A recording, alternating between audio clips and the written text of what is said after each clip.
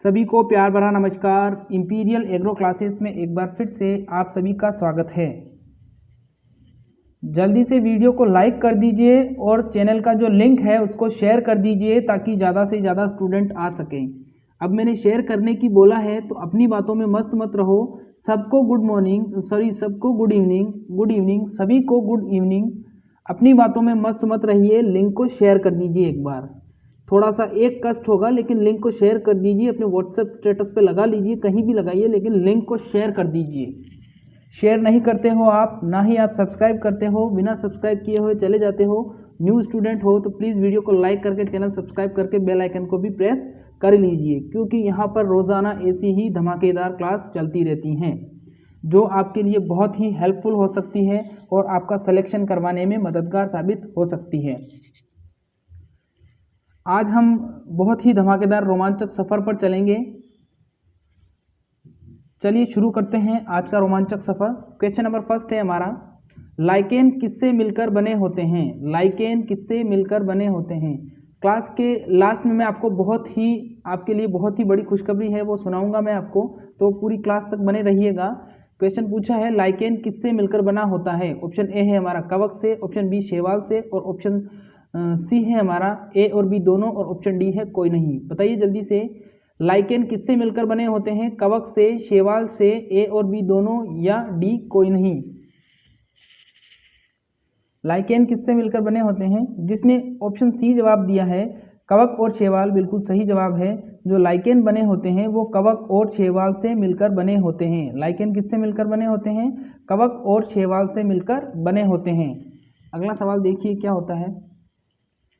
Question number next है, हृदय की संरचना व कार्यविधि का अध्ययन विज्ञान की किस शाखा में किया जाता है?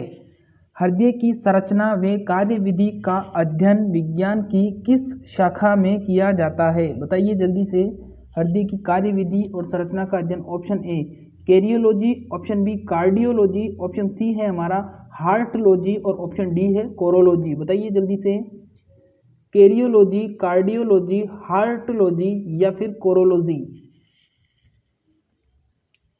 जिसने बी जवाब दिया है कार्डियोलॉजी, बिल्कुल सही जवाब है। हृदय की संरचना व कार्यविधि का अध्ययन विज्ञान की जिस शाखा में किया जाता है वो क्या कहलाता है? कार्डियोलॉजी कहलाता है। आप कभी अस्पताल गए होंगे तो आपने देखा होगा कि कार्डियोलॉजी डिपार्टमेंट अलग ही होता है, उसको बोलते हैं हृदय रोग विभाग। कार्डियोलॉजी या हृदय रोग विभाग अलग होता है। तो उसमें क्या किया जाता है? हृदय की संरचना का अध्ययन या कार्यविधि की जाती है और वहाँ पे मेडिकल स्टूडेंट भी पढ़ते हैं और रोगों का इलाज भी होता है। अगला सवाल देखिए क्या है। नेक्स्ट क्वेश्चन है, एक स्वस्थ मनुष्य का रक्तदाब होना चाहिए। स्वस्थ मनुष्य का रक्तदाब कितना होना चाहिए ये पूछा है यहाँ पर। ऑप्शन ए है 60 से 80 के बीच, ऑप्शन बी है 80 से 120 के बीच, ऑप्शन सी है 120 से 150 के बीच, और ऑप्शन डी है हमारा 150 से 200 के बीच। बताइए जल्दी से, स्वस्थ मनुष्य का रक्तदाब कितना होना चाहिए? जिसने जवाब दिया है ऑप्शन बी वाला 80 से 120 के बीच, बिल्कुल सही जवाब है। जो स्वस्थ मनुष्य का रक्तदाब होता है वह 80 से 120 के बीच होना चाहिए, तब मनुष्य स्वस्थ रह सकता है। अगला सवाल देखिए क्या है। नेक्स्ट क्वेश्चन इज, प्रोटीन आवरण की अनुपस्थिति के कारण नग्न वायरस कहलाता है।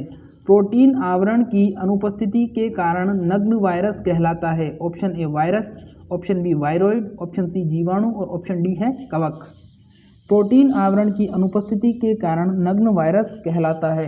वायरस, वायरॉइड, जीवाणु या कवक। बताइए जल्दी से। जो स्टूडेंट कह रहे हैं सर रिपीट है सवाल, बिल्कुल रिपीट है। जो न्यू स्टूडेंट आए हैं उनके लिए नया है।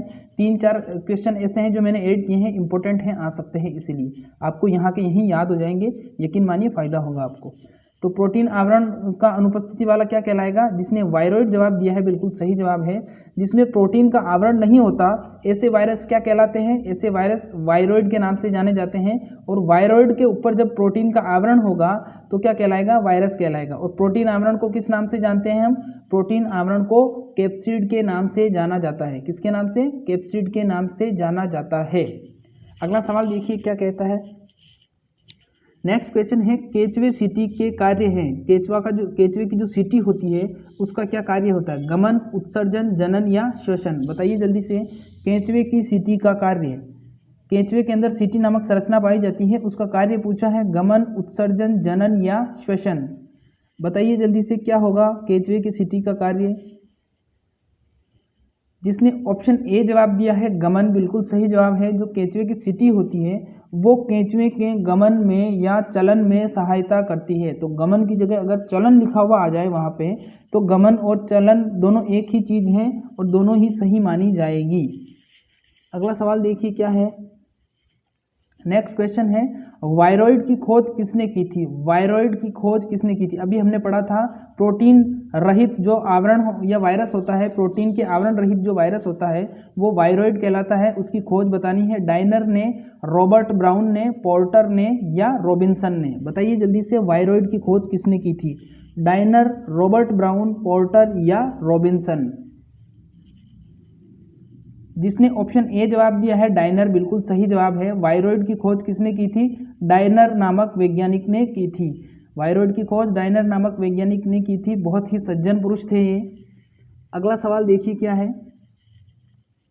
विज्ञान की वह शाखा जिसमें दांतों का अध्ययन किया जाता है क्या कहलाती है। विज्ञान की वह शाखा जिसमें दांतों का अध्ययन किया जाता है क्या कहलाती है। Option A odonatology, option B tethology, option C dentistology और ऑप्शन डी कोरोलॉजी। बताइए जल्दी से क्या होगा इसका जवाब। विज्ञान की वह शाखा जिसमें दांतों का अध्ययन किया जाता है। ओडोनेटोलॉजी, टेथोलॉजी, डेंटिस्टोलॉजी या कोरोलॉजी। जवाब दीजिए ए बी सी डी। जिसने ए जवाब दिया है ओडोनेटोलॉजी, बिल्कुल सही जवाब है। विज्ञान की वह शाखा जिसमें दांतों का अध्ययन किया जाता है ओडोनेटोलॉजी कहलाता है। अगला सवाल देखिए क्या है। नेक्स्ट क्वेश्चन है कोशिका का अपने ही एंजाइम द्वारा अपघटन या नष्ट होना कहलाता है। कोशिका का अपने ही एंजाइम द्वारा अपघटन या नष्ट होना कहलाता है। ऑटोलिसिस, एपोमिक्सिस, एनोसोमिक या स्वतः अपघटन। बताइए क्या कहलाएगा। कोशिका का अपने ही एंजाइम द्वारा अपघटन या नष्ट होना कहलाएगा। ऑटोलिसिस, एपोमिक्सिस, एनासोमिक या फिर स्वतः अपघटन। इंपॉर्टेंट क्वेश्चन है, फिर बताऊंगा इससे रिलेटेड और जानकारी। इसका जवाब दीजिए पहले। जिसने जवाब दिया है ऑटोलिसिस, बिल्कुल सही जवाब है। कोशिका का अपने ही एंजाइम द्वारा अपघटन क्या कहलाएगा। ऑटोलिसिस के नाम से जाना जाएगा। ठीक है, अब एक महत्वपूर्ण जानकारी दे देता हूं। मैं बहुत दिनों से आपको कह रहा हूं कि मैं टॉपिक वाइज टेस्ट सीरीज लाना चाहता हूं। आप जवाब दीजिए। बहुत से स्टूडेंट हैं जो जवाब नहीं दे रहे हैं। एक दो कमेंट्स मिले मुझे, तो मुझे ऐसा लगा कि शायद वो आप टॉपिक वाइज टेस्ट सीरीज नहीं ज्वाइन करना चाहते हो। तो अब अगर आज इस पे बताओगे आप कि टॉपिक वाइज सीरीज करनी है या नहीं करनी है तो मैं आगे सोचूंगा, वरना जैसे चल रहा है वैसे ही चलेगा। तो टॉपिक वाइज करना है नहीं करना है आज फाइनल मुझे बता देना, ताकि फिर मैं डेट फिक्स करके उस हिसाब से उस सीरीज को चालू करूं। अगला सवाल देखिए, इसका जवाब हो गया ऑटोलिसिस। अगला सवाल देखिए क्या है। क्वेश्चन है मनुष्य की आंत में कौन सा जीवाणु पाया जाता है। मनुष्य की आंत में कौन सा जीवाणु पाया जाता है। Option A E coli, option B avian जीवाणु, ऑप्शन सी लैक्टिक जीवाणु और ऑप्शन डी होगा किडनी बैक्टीरिया। मनुष्य की आंत में कौन सा जीवाणु पाया जाता है। ई कोलाई, एविन जीवाणु, लैक्टिक जीवाणु या किडनी बैक्टीरिया। जिसने ऑप्शन ए जवाब दिया है ई कोलाई, बिल्कुल सही जवाब है। मनुष्य की आंत में कौन सा जीवाणु पाया जाता है। ई कोलाई पाया जाता है। कौन सा जीवाणु पाया जाएगा। ई कोलाई जीवाणु पाया जाएगा। अगला सवाल देखिए क्या कहता है। शरीर का तापक्रम किसके द्वारा नियंत्रित होता है। जो शरीर का तापक्रम होता है वो किसके द्वारा नियंत्रित होता है। कुछ क्वेश्चन ही हैं, 3 क्वेश्चन हैं जो रिपीटेड हैं। जो ये वाला क्वेश्चन है, इसके बाद में एक क्वेश्चन और आएगा जो रिपीटेड है और इम्पोर्टेंट है, इसीलिए मैंने उसको रिपीट किया है।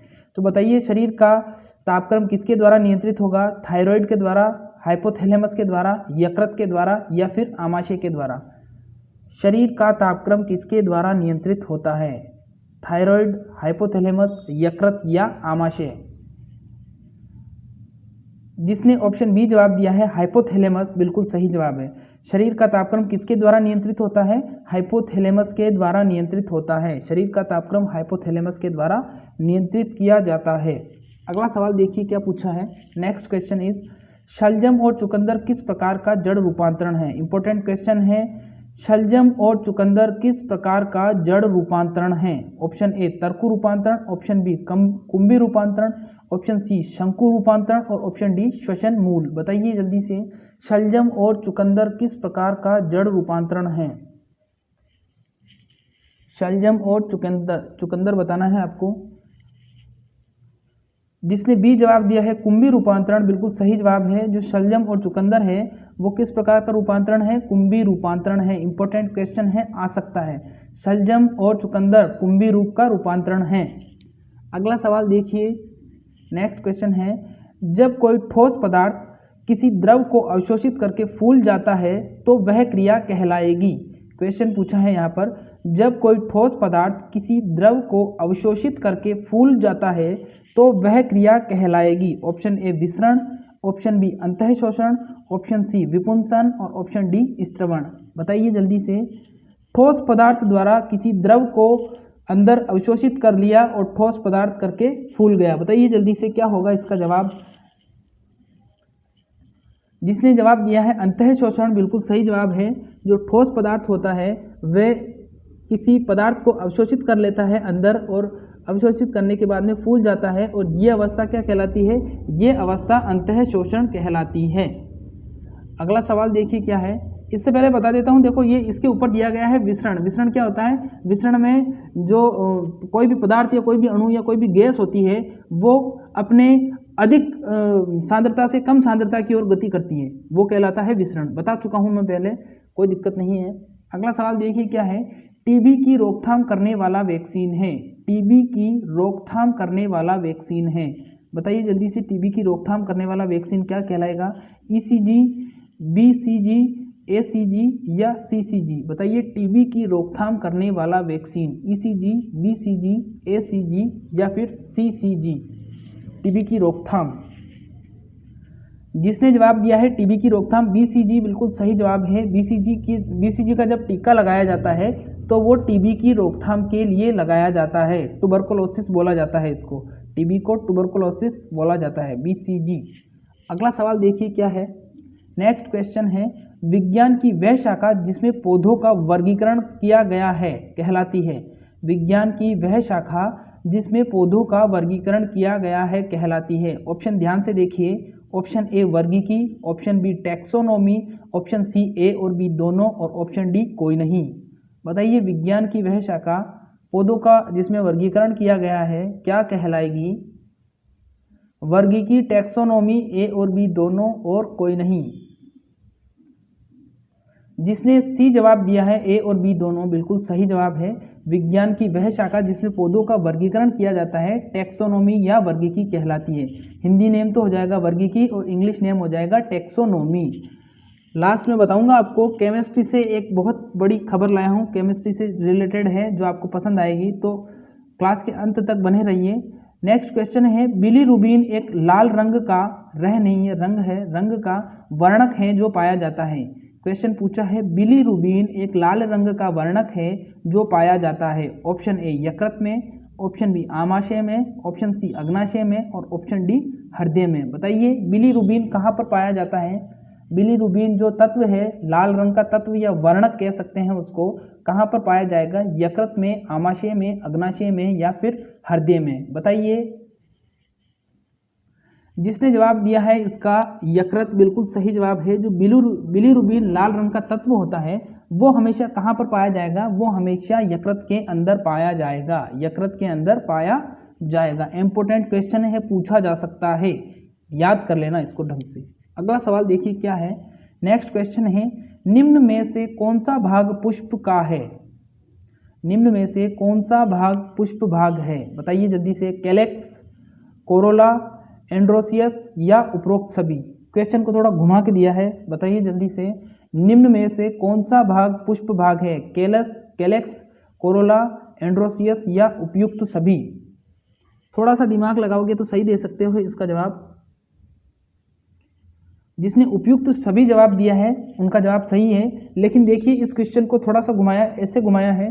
देखो, इस क्वेश्चन के जो ये तीनों नाम हैं ये इंग्लिश में दिए गए हैं, है तो इनके नाम इंग्लिश में, लेकिन लिखा है इनको हिंदी में, तो वहाँ पर ऐसे ही क्वेश्चन के साथ धोखा होगा आपके साथ।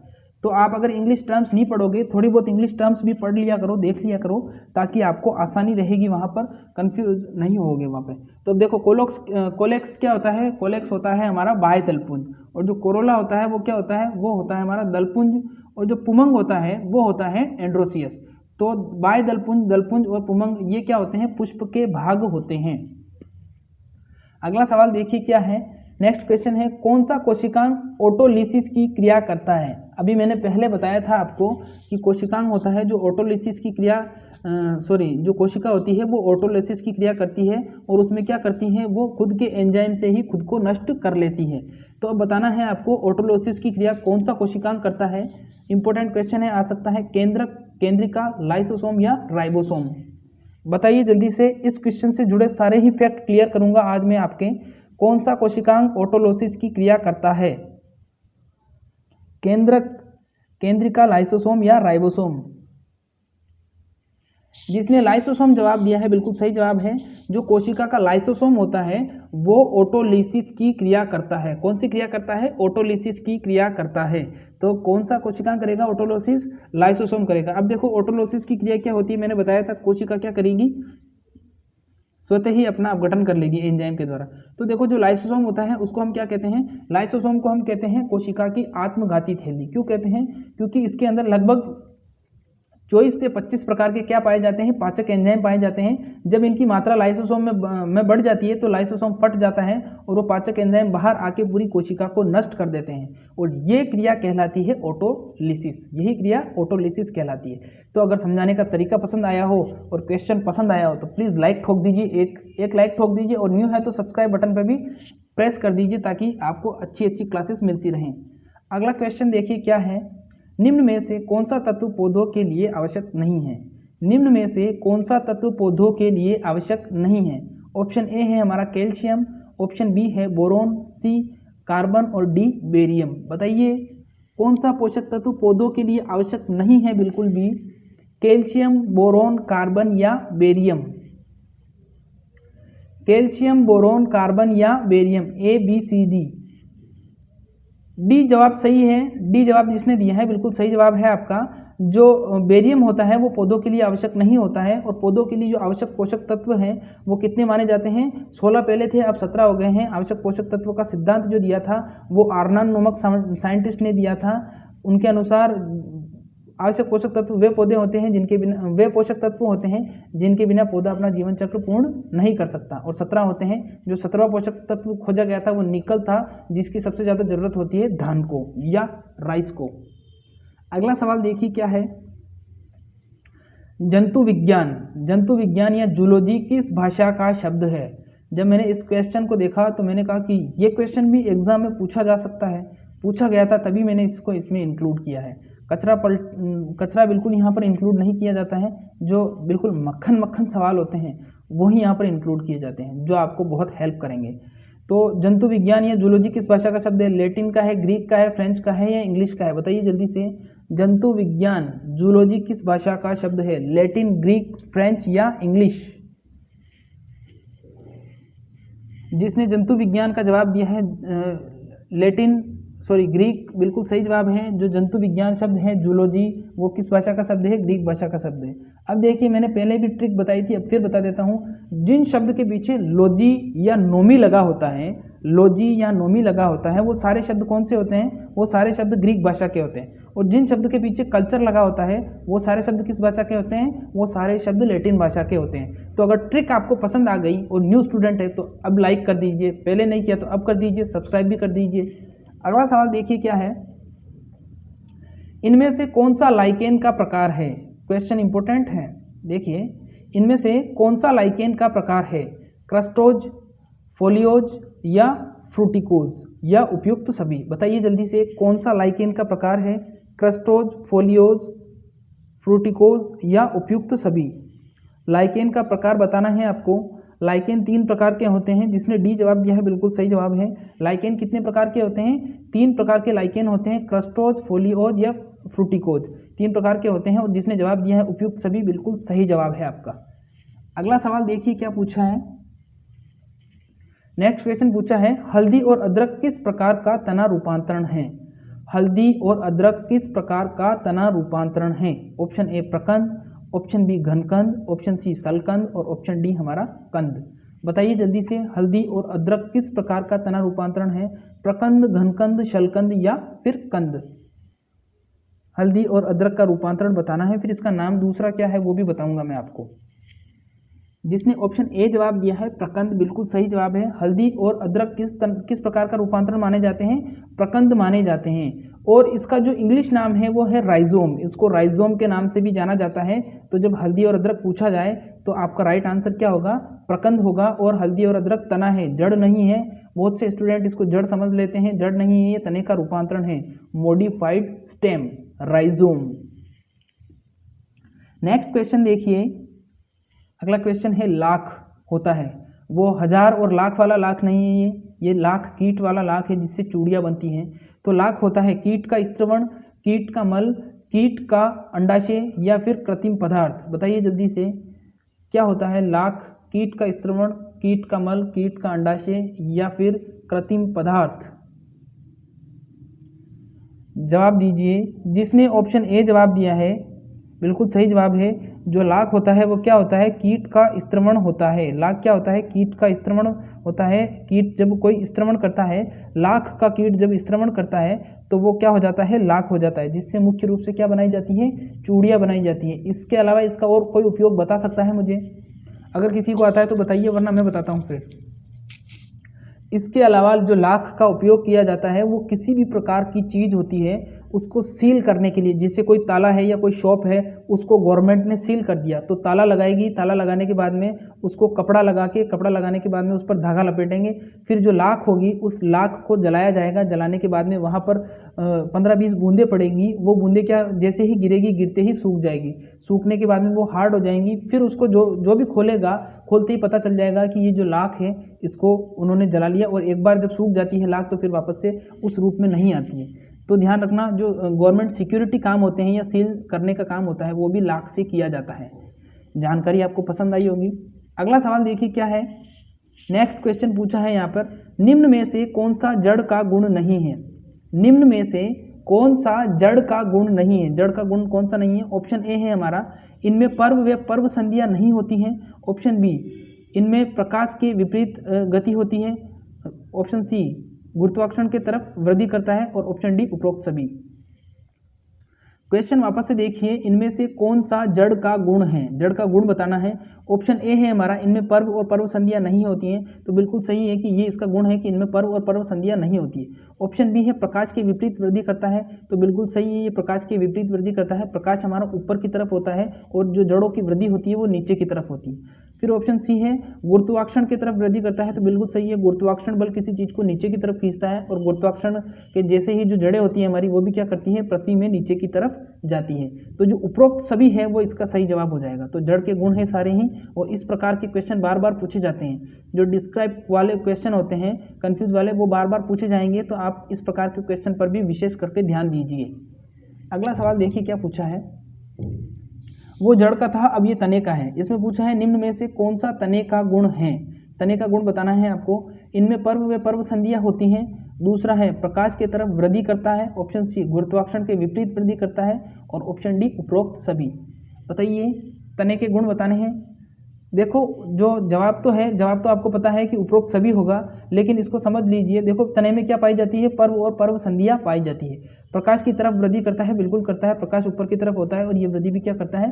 प्रकाश की तरफ नीचे से ऊपर की तरफ वृद्धि करता है। और गुरुत्वाकर्षण के विपरीत वृद्धि करता है, बिल्कुल सही करता है। गुरुत्वाकर्षण नीचे खींचता है किसी चीज़ को और जो तना होता है वो क्या करता है? ऊपर की तरफ बढ़ता है। तो ऑल ऑफ दैट इसके जवाब हो जाएंगे। इंपॉर्टेंट क्वेश्चन है, देख लेना इसको।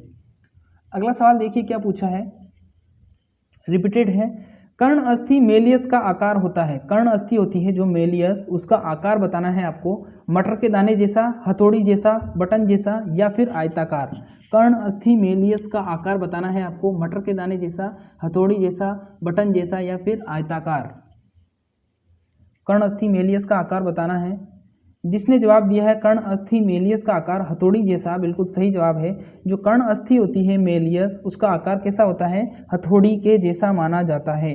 और जो मनुष्य के मस्तिष्क में एक ग्रंथि पाई जाती है जिसको पीयूष ग्रंथि बोलते हैं या मास्टर ग्रंथि बोलते हैं, वो कहाँ पर पाई जाती है? मस्तिष्क में पाई जाती है। अगर उसका आकार पूछ ले आपसे तो उसका आकार क्या होगा? उसका आकार मटर के दाने के जैसा होगा। कैसा होगा? मटर के दाने के जैसा होगा। तो इम्पोर्टेंट क्वेश्चन है ये, जितने भी इम्पोर्टेंट क्वेश्चन मैं बताता हूँ सारे ही इम्पोर्टेंट हैं। जो क्लास खत्म हो जाती है, अगर आपकी इच्छा करती है तो इसको वापस से भी देख सकते हो, ये क्लास सेव हो जाती है उसके बाद में। अगला सवाल देखिए क्या पूछा है। निम्न में से कौन सा भाग पुष्प के नर और मादा भाग कहलाएंगे? निम्न में से कौन सा भाग पुष्प के नर और मादा भाग कहलाएंगे? ऑप्शन ए पुमंग यानी एंड्रोसियस, ऑप्शन बी जायंग यानी गाइनोसियस, और ऑप्शन सी ए और बी दोनों, और ऑप्शन डी कोई नहीं। बताइए जल्दी से।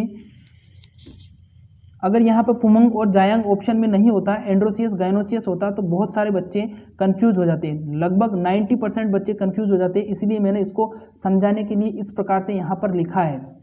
तो पुष्प के नर और मादा भाग कौन से होंगे? पुमंग और जायांग। जिसने एंड्रोसियस और गाइनोसियस जवाब दिया है बिल्कुल सही जवाब है, एंड्रोसियस और गाइनोसियस बिल्कुल सही जवाब है। सी वाला ऑप्शन बिल्कुल सही हो जाएगा आपका। अगला सवाल देखिए क्या पूछा है।